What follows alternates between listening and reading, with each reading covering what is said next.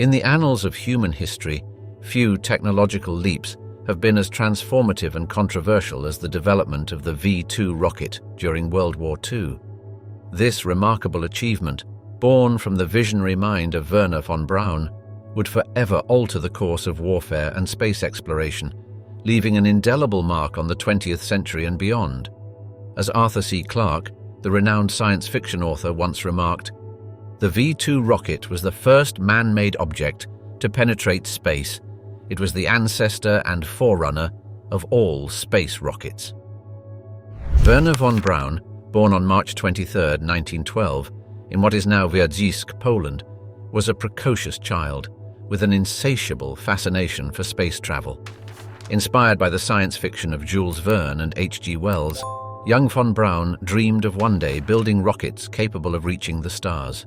His passion was further ignited when, at the age of 12, his mother gave him a telescope, allowing him to gaze at the moon and planets. In 1930, at just 18 years old, he joined the German Society for Space Travel, Verein für Raumschifffahrt, where he began honing his skills in rocketry alongside other passionate enthusiasts like Rudolf Nebel and Hermann Oberth, the latter of whom became his mentor.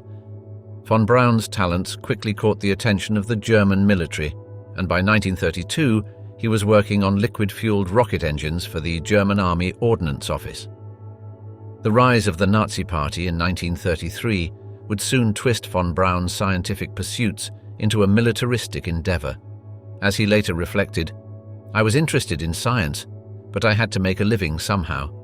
This sentiment would later be echoed in his infamous quote, "The rocket worked perfectly, except for landing on the wrong planet," highlighting the moral ambiguity that would haunt him throughout his career. The development of liquid-fueled rockets represented a quantum leap in missile technology.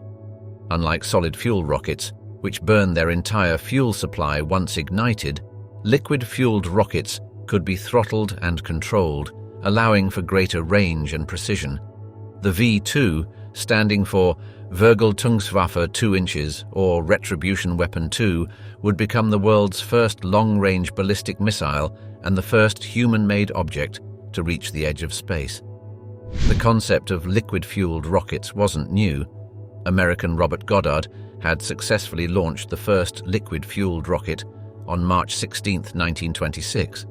But the V-2 would take this technology to unprecedented heights, both literally and figuratively. By 1936, von Braun and his team had moved their operations to Peenemünde, a secluded island on the Baltic coast. Here, shrouded in secrecy, they would spend the next 8 years perfecting the V-2 rocket. The project was not without its setbacks. Early prototypes were plagued by issues of stability and guidance. As World War II raged on and Germany's fortunes began to turn, Adolf Hitler and his inner circle became increasingly desperate for a Wunderwaffe, a wonder weapon that could reverse the tide of the conflict. The V-2 rocket, with its potential to strike targets hundreds of miles away without warning, seemed to fit the bill perfectly. Hitler, upon first hearing of the V-2's capabilities, reportedly exclaimed, "This is the decisive weapon of the war. Humanity will not be able to endure it." On September 7, 1944, the first operational V-2 was launched against Paris, followed by an attack on London on September 8. The British government, in an attempt to prevent panic, initially attributed the explosions to gas main failures, coining the term flying gas pipes to explain the mysterious blasts. The technical specifications of the V-2 were truly impressive for its time. Standing 46 feet tall and weighing 27,600 pounds when fully fueled, the V-2 could reach speeds of 3,580 miles per hour, 5 times the speed of sound. Its maximum altitude of 128 miles officially qualified it as a spacecraft, making it the first human-made object to cross the Kármán line, the boundary between Earth's atmosphere and outer space. The rocket's engine, fueled by liquid oxygen and alcohol, produced 56,000 pounds of thrust, a revolutionary achievement in propulsion technology. The rocket's guidance system, while primitive by today's standards, was revolutionary for its era. It used gyroscopes and accelerometers to measure the rocket's position and velocity, adjusting its trajectory in flight. This allowed for unprecedented accuracy over long distances, though it was still far from perfect. As British intelligence officer R.V. Jones wryly noted, Hitler's secret weapon was a weapon all right, but it certainly wasn't a secret, and it wasn't very effective either. The British, in a stroke of ingenious counterintelligence, managed to convince the Germans that their rockets were overshooting London, causing them to adjust their aim and inadvertently reduce the number of rockets hitting the city. Indeed, despite the technological marvel of the V-2, its impact on the war was limited. Of the estimated 3,172 V-2 rockets launched in combat, only about 1,115 actually reached their targets. The weapons killed an estimated 2,754 people in England, with another 6,523 injured. While these numbers were tragic, they paled in comparison to the estimated 20,000 concentration camp prisoners who died during the rocket's production, a grim reminder of the human cost of this technological achievement. Mittelbau-Dora, a subcamp of Buchenwald, was the primary site of V-2 production, where prisoners worked in horrific conditions, often to their deaths. As the war drew to a close, von Braun and his team made the calculated decision to surrender to American forces rather than face capture by the advancing Soviet army. On May 2, 1945, von Braun and over 100 of his colleagues surrendered to the 44th Infantry Division of the United States Army. This surrender marked the beginning of Operation Paperclip, a secret program of the Joint Intelligence Objectives Agency to recruit German scientists for employment in the United States. In a twist of historical irony, the scientist who had once developed weapons for Nazi Germany would go on to become a key figure in the American space program, ultimately helping to land humans on the moon. Peenemünde Unveiled, the Nazis' secret rocket program and its devastating impact. As the world plunged deeper into the chaos of World War II, a secluded stretch of Baltic coastline became the stage for one of history's most secretive and consequential technological endeavors. Nestled among the pine forests and sand dunes of Peenemünde on the island of Usedom, the Nazi regime was feverishly working to create a weapon that would change the face of warfare forever: the V-2 rocket. As Winston Churchill later remarked, the V-2 rocket was a weapon of desperation, born of a regime in its death throes, yet it heralded the dawn of the space age. The Peenemünde Army Research Center, established in 1937, was a marvel of scientific ingenuity and military ambition. Under the leadership of Wernher von Braun, this isolated facility grew into a sprawling complex of laboratories, test stands, and launch pads. By 1943, it had become one of the most advanced research facilities in the world, employing over 12,000 people and boasting its own power plant, cinema, and housing for workers and scientists alike. The site covered an area of 25 square kilometers, with its main testing ground north stretching along 10 kilometers of the Baltic coast. The secrecy surrounding Peenemünde was paramount. Local residents were strictly forbidden from entering the area, and even many of the workers were unaware of the full scope of the project. As one engineer, Hans Fichtner, later recalled, "We worked in separate buildings, each focused on our own tasks. It wasn't until near the end that I realized we were building a rocket capable of reaching England." The Germans went to great lengths to maintain this secrecy, even creating a fake fishing village called Trassenheide to conceal the true nature of the facility from aerial reconnaissance. Despite the veil of secrecy, whispers of the project reached Allied intelligence. British scientist R.V. Jones, analysing aerial reconnaissance photos taken by RAF pilot Flight Lieutenant A.W. Lambert on June 23, 1943, noted unusual structures that didn't match any known German weapons. His suspicions were confirmed by reports from the Polish resistance movement, who had gathered crucial intelligence on the V-2 program. Notably, the Polish Home Army agent, Antoni Kocian, provided detailed information about the Peenemünde facility as early as 1943. The Allies, recognizing the potential threat, launched Operation Hydra on the night of August 17, 1943. Part of the larger Operation Crossbow, aimed at disrupting Germany's secret weapons programs, this massive air raid involved 596 aircraft from the Royal Air Force, including 324 Lancasters, 218 Halifaxes, and 54 Stirlings. The bombers unleashed their payloads on Peenemünde, causing significant damage and killing 732 people, including key scientists and technicians. Among the casualties was Dr. Walter Thiel, a propulsion specialist whose death was a significant setback to the program. Walter Dornberger, the military head of the rocket program, later wrote in his memoirs, V Weapons Hunt, "The raid was a heavy blow. We lost irreplaceable drawings, documents, and equipment. But more importantly, we lost time." Indeed, the bombing forced the Nazis to relocate much of the V2 production to underground facilities, most notably the infamous Mittelwerk factory in the Harz Mountains. This subterranean complex, built in the Kohnstein, employed slave labor from the nearby Mittelbau-Dora concentration camp, adding a grim chapter to the V2's already morally fraught history. Yet, even as the Allies struck at Peenemünde, the V2 program was plagued by its own internal challenges. Early test launches were fraught with failures, each setback a stark reminder of the complexity of the task at hand. On June 13, 1942, a V2 prototype exploded on its launch pad during a demonstration for high-ranking Nazi officials, nearly killing von Braun himself.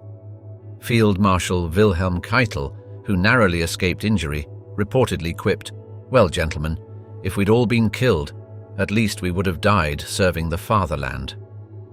This incident, known as the backfire explosion, set the program back by months. Such gallows humor belied the very real dangers and frustrations faced by the rocket teams. Guidance systems proved particularly troublesome, with many test rockets veering wildly off course. In one infamous incident, a V2 launched from Peenemünde on June 13, 1944, flew so far off target that it landed in Sweden, providing the neutral country with valuable intelligence on the secret weapon. The rocket crashed near Backabo, and its remains were covertly transported to Britain in an operation codenamed Operation Clarence. As rocket tests continued, the skies above Peenemünde became a canvas for streaking flames and billowing smoke, each launch a testament to human ingenuity and destructive potential. Local fishermen, though warned to stay away, often gathered at a safe distance to watch the otherworldly spectacles. One fisherman, Carl Schmidt, later recounted, "It was like nothing we had ever seen before. Sometimes the rockets would roar into the sky, other times they'd explode in great balls of fire. We knew something big was happening, but we could never have imagined the true scale of it." The largest test stand at Peenemünde, known as Test Stand 7, was an impressive structure rising 30 meters high and visible for miles around. While the scientists at Peenemünde grappled with technical challenges, a shadow war of espionage and counter-espionage swirled around the project. The British Secret Intelligence Service, MI6, and the Polish resistance movement, Armia Krajowa, played crucial roles in uncovering details of the V2 program. In a stroke of luck for the Allies, a V2 rocket fired at Warsaw on May 20, 1944, failed to explode. Polish resistance fighters managed to salvage key components and smuggle them to Britain in an operation codenamed Most 3. The recovered parts were flown from Brindisi, Italy, to RAF Farnborough in Hampshire, England, on July 25, 1944, providing crucial intelligence. This intelligence coup provided the Allies with critical insights into the V2's design and capabilities. British scientist R.V. Jones later wrote in his book, Most Secret War, "The Polish contribution to victory in the Second World War was vital. Without it, the war would have lasted at least 2 years longer, and the V2 might have changed the course of history." The information gathered allowed the Allies to develop countermeasures and better understand the true threat posed by the V2. As the war progressed and Allied bombing intensified, the Germans were forced to adapt their testing procedures. mobile launch units were developed, capable of firing V-2S from hidden locations across occupied Europe. These units, known as Meilerwagens, were essentially mobile launching platforms that could be quickly set up and dismantled. They would later be used in the operational phase of the V2 campaign, launching rockets at targets in England and Belgium from forests and urban areas in the Netherlands. The first operational V2 attack occurred on September 8, 1944, when 2 rockets were launched at Paris from a forest near Epelec. Whispers of death from above, the V2's reign of terror. In the waning months of World War II, as Allied forces pushed ever closer to the heart of Nazi Germany, a new and terrifying weapon emerged from the shadows of secrecy. On September 8, 1944, the residents of Chiswick, a suburb of London, experienced the first successful V2 rocket strike on British soil. The deafening explosion that tore through Staveley Road at 6:43 p.m. marked the beginning of a campaign of terror that would leave an indelible mark on the psyche of those who endured it. Winston Churchill, upon learning of this new threat, grimly remarked, "This is a new form of attack which we shall have to meet and overcome." Mrs. Ada Harrison, a 63-year-old resident of Chiswick, became the first fatality of the V2 attacks. Her 3-year-old granddaughter, Rosemary Clarke, died shortly after, crushed beneath the rubble of their home. The devastation was swift and merciless, leaving a 30-foot-wide crater where moments before had stood houses and lives. As rescue workers scrambled through the debris, the eerie silence that followed the explosion was broken only by the cries of the injured and the shocked whispers of survivors. Constable Winifred Day, one of the first responders on the scene, later recalled, "It was as if a giant hand had swept through the street, leaving nothing but chaos in its wake." The V2's arrival heralded a new era of warfare, one in which death could come without warning from the skies above. Unlike the V1 buzz bombs that preceded them, the V2 rockets gave no telltale sound as they approached. They traveled at supersonic speeds, striking their targets before the sound of their approach could be heard. This silent menace added a psychological dimension to the attacks that was perhaps more potent than the physical destruction they wrought. Dr. Anna Freud, daughter of Sigmund Freud and a pioneer in child psychology, observed the impact on children in London, noting, "The constant threat of annihilation that cannot be foreseen or prepared for is particularly damaging to the young mind." In Antwerp, Belgium, the V2 campaign began on October 7, 1944, with a rocket striking a house on the corner of Steen and Pelgrimstraat. The port city, vital to Allied supply lines, would bear the brunt of the V2 attacks, suffering more strikes than any other target.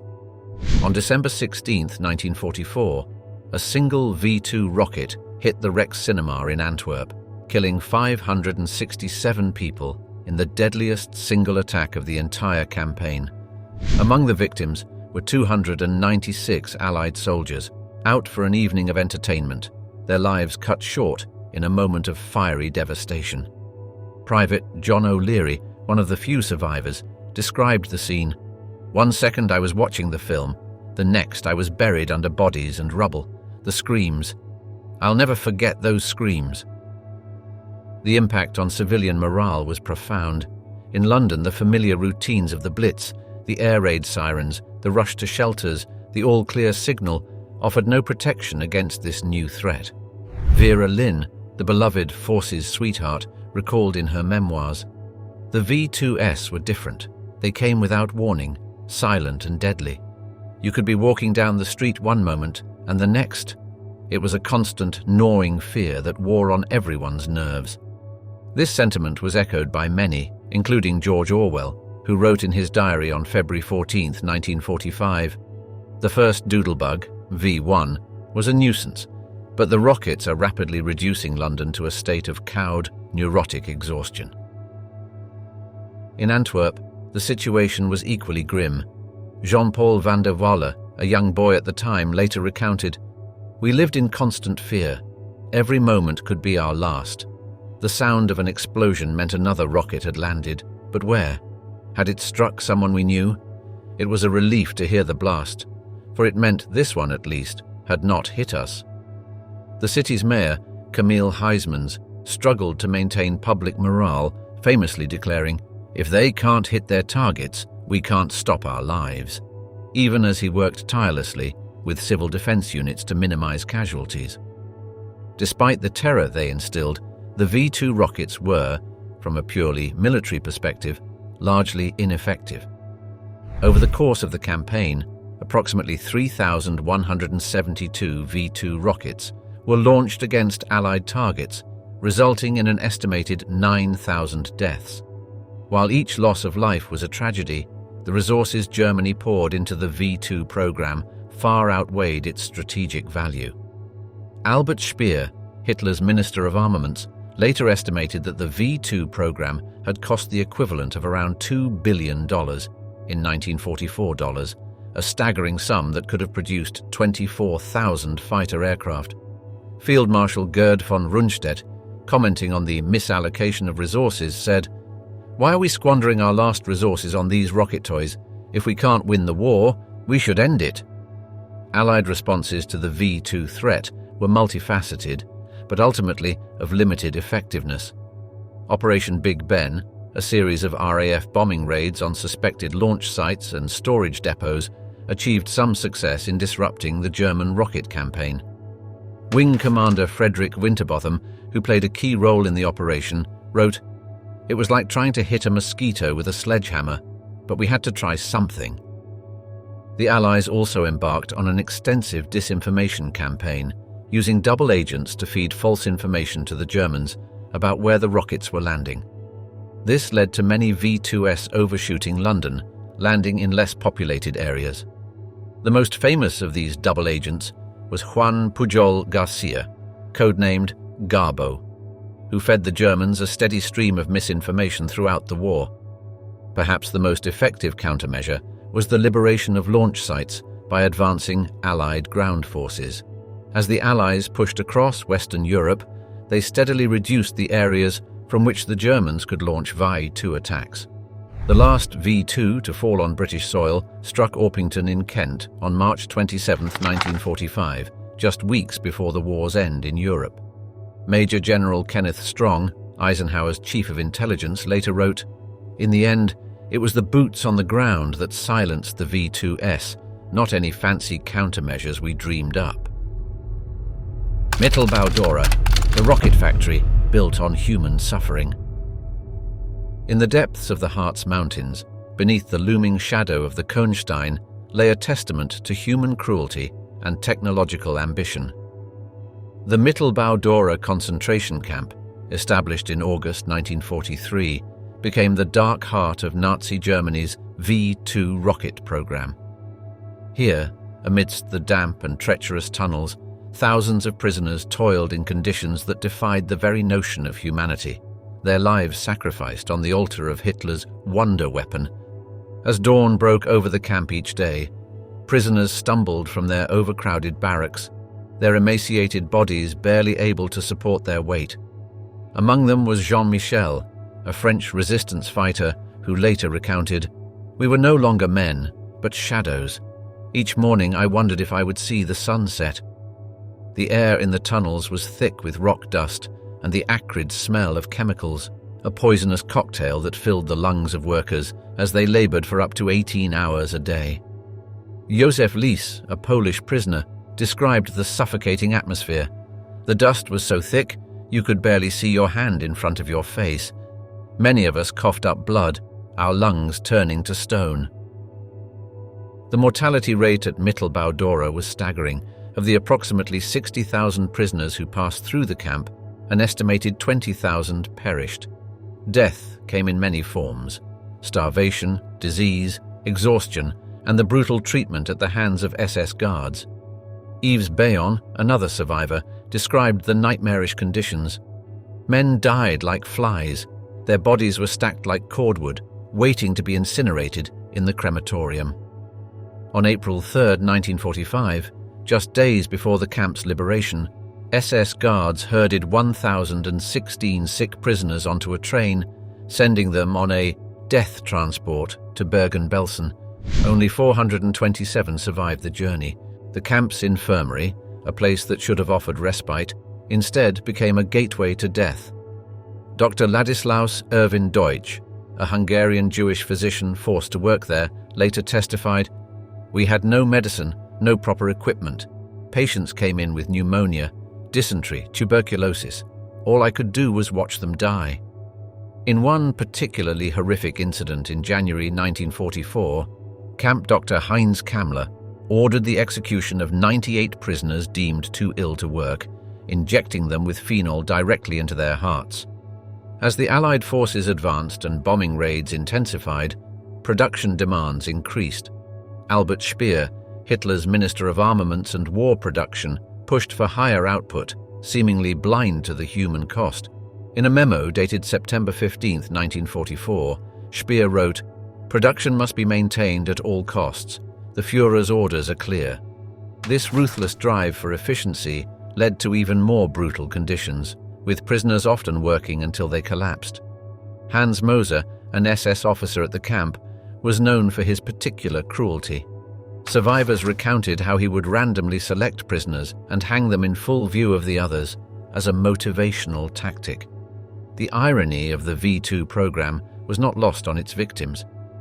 As one prisoner, whose name is lost to history, bitterly remarked, "We are building the rocket that will kill us."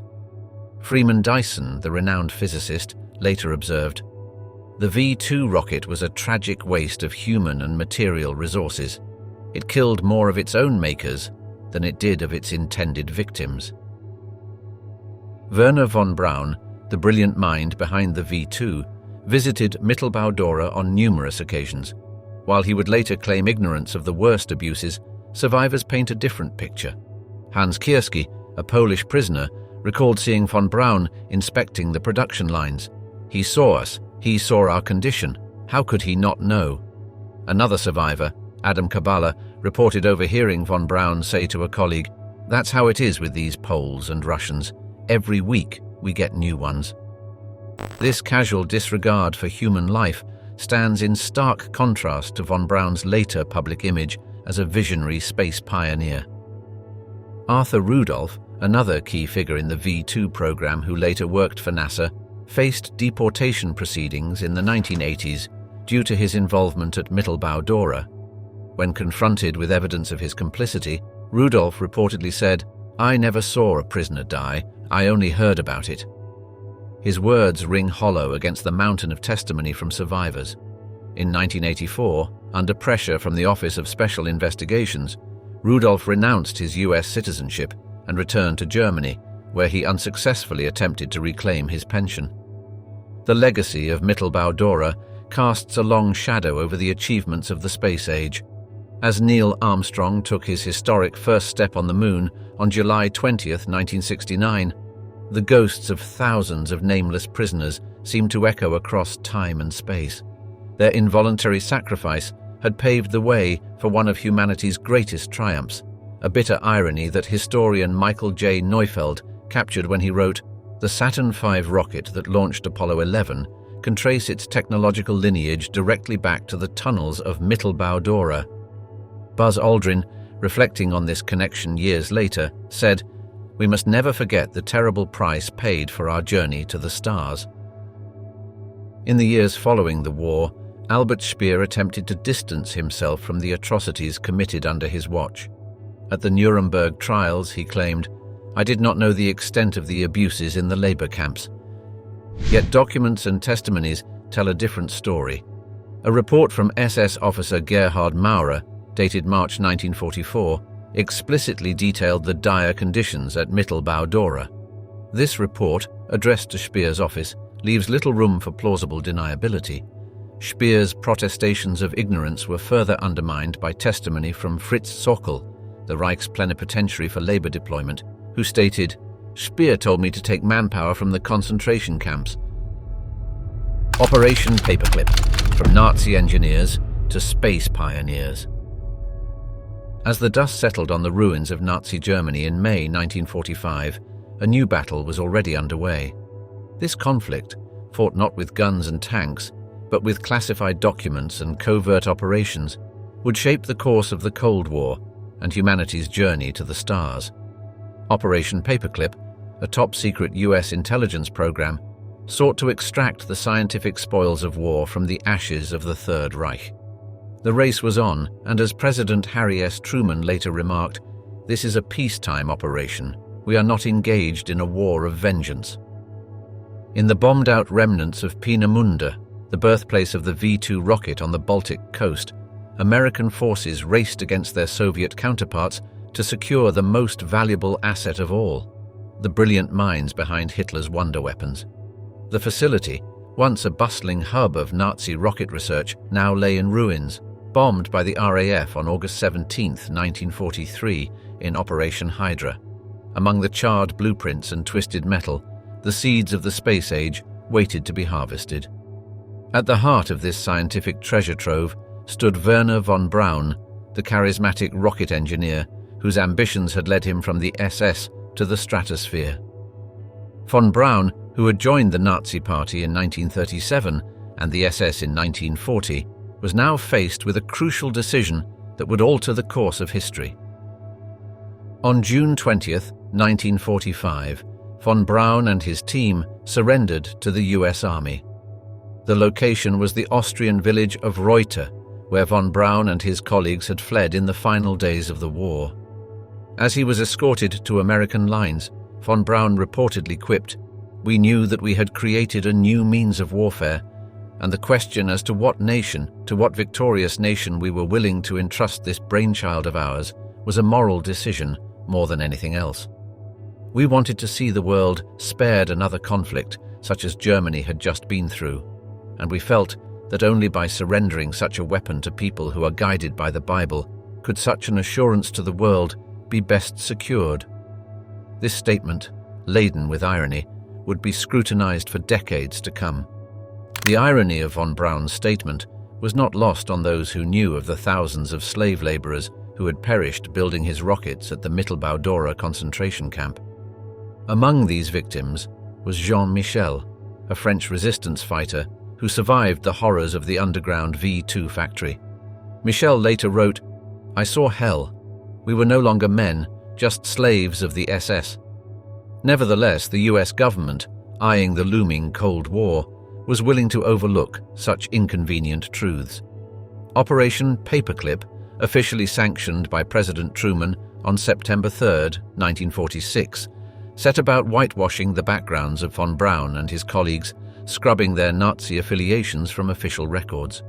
The Joint Intelligence Objectives Agency, tasked with this moral alchemy, went so far as to create false employment histories for the scientists, effectively erasing their wartime activities. Meanwhile, on the other side of the rapidly descending Iron Curtain, the Soviets were engaged in their own scientific gold rush. Operation Osoaviakhim, launched on October 22, 1946, saw Red Army units forcibly relocating more than 2,000 German scientists and their families to the USSR. Among them was Helmut Grottrup, a key figure in the V2 program who would go on to play a crucial role in the Soviet R-1 missile project. Grottrup, who had worked closely with von Braun at Peenemünde, found himself in the closed city of Gorodomlia on an island in Lake Seliger. Here, under the watchful eye of the NKVD, he would contribute to the Soviet missile program until his repatriation to East Germany in 1953. As Grottrup later observed, "We were caught between two fires, the Americans and the Russians. In the end, it was a matter of choosing the lesser evil." Back in the United States, von Braun and his team found themselves in Fort Bliss, Texas, a far cry from the advanced facilities of Peenemünde. Yet it was here, amid the desert landscape, that the foundations of America's space program were laid. The team, officially known as the Paperclip scientists, worked on extending the range of the V2 rocket, launching test flights from the White Sands Proving Ground in New Mexico. Von Braun, ever the showman, quickly adapted to his new role as America's rocket pioneer. In a 1952 issue of Collier's magazine, he painted a vivid picture of future space stations and Mars missions, capturing the public imagination and setting the stage for the space race to come. His ability to captivate audiences was noted by science fiction author Arthur C. Clarke, who remarked, "I have learned to use the word impossible with the greatest caution." As the Cold War intensified, the technological legacies of the V-2 program began to manifest in increasingly powerful intercontinental ballistic missiles. The Soviet R-7, designed by Sergei Korolev, himself a beneficiary of German rocket expertise, would not only serve as a potential nuclear delivery system, but also launch Sputnik 1 on October 4, 1957, shocking the world and spurring the US to redouble its space efforts. Korolev, known only as the chief designer due to Soviet secrecy, had spent time in the Gulag during Stalin's purges. His rivalry with von Braun would define the space race, though the two men never met. As Korolev once said, "The path to the stars is steep and dangerous, but we're not afraid." In response to the Sputnik crisis, NASA was formed on July 29, 1958, with von Braun playing a central role. His transformation from Nazi weapon maker to American space visionary was complete. Transferred to the newly established Marshall Space Flight Center in Huntsville, Alabama, von Braun became the center's first director. Here, he would lead the development of the Saturn rockets that would eventually take humans to the moon. As he famously said, "Our two greatest problems are gravity and paperwork. We can lick gravity, but sometimes the paperwork is overwhelming." This quip belied the immense technological and logistical challenges faced by the space program, as well as the ongoing ethical questions surrounding von Braun's past. Von Braun's crowning achievement came on July 16, 1969, when the Saturn V rocket, a direct descendant of the V-2, launched Apollo 11 toward the moon. As Neil Armstrong took his historic first step, von Braun stood in mission control, his dream of space exploration finally realized. Yet even in this moment of triumph, the shadows of Mittelbau-Dora loomed large. Yves Bayon, a survivor of the camp, wrote in his memoir, Planet Dora, "I could not help but think of my comrades who died building his rockets. How many lives was each mile of spaceflight worth?" The moral quandaries posed by Operation Paperclip were not lost on contemporary observers. Albert Einstein, in a letter to President Truman dated August 1, 1948, warned, "The militarists in this country who are working for the assimilation of German scientists are undermining the foundations of American democracy." Einstein's words highlight the ethical tightrope walked by the US government in its pursuit of technological supremacy. The decision to embrace former Nazi scientists was further complicated by the onset of McCarthyism in the 1950s, which saw many American scientists persecuted for alleged communist sympathies, while their German counterparts were protected. As historian Michael J. Neufeld noted, the Saturn V rocket that took astronauts to the moon was in many ways a direct descendant of the V-2 and thus of the suffering at Mittelbau-Dora. As the Cold War progressed, the technological fruits of Operation Paperclip extended far beyond rocketry. The development of supersonic aircraft, advanced radar systems, and even aspects of modern computing can trace their lineage back to the German scientists brought to America. This diffusion of knowledge played a crucial role in shaping the military-industrial complex that would define the latter half of the 20th century. For instance, Hubertus Strughold, known as the father of space medicine, contributed significantly to NASA's understanding of the effects of spaceflight on the human body, despite allegations of his involvement in Nazi human experimentation. The legacy of Operation Paperclip remains a subject of intense debate. While it undeniably accelerated American technological progress, it also raised profound questions about the relationship between science, ethics, and national interest. As historian Annie Jacobson noted in her book on Operation Paperclip, what dark bargains had been struck in the name of national security. The program's impact extended beyond the realm of science and technology, influencing American foreign policy and shaping public perception of the Cold War. As we close this chapter of history, the legacy of the V-2 rocket continues to cast a long shadow over the 20th century and beyond. From the rubble of Peenemünde to the lunar surface, its trajectory has been one of both destruction and discovery. The V2 story is one of stark contrasts, a weapon born of tyranny that paved the way for space exploration, a harbinger of death that became a vehicle for humanity's greatest adventure. It reminds us that technology, like Janus, always wears two faces. As the last echoes of the V2's thunderous legacy fade into history, we're left to ponder the words of Arthur C. Clarke. Every revolutionary idea seems to evoke three stages of reaction. They may be summed up by the phrases: 1. It's completely impossible. 2. It's possible, but it's not worth doing. 3. I said it was a good idea all along. The V2, for better or worse, was one such revolutionary idea. Its story serves as a testament to human ingenuity and a cautionary tale about the price of progress. As we look to the stars and dream of new frontiers, let us remember the complex journey that brought us here and strive to ensure that our future voyages are guided by wisdom and compassion.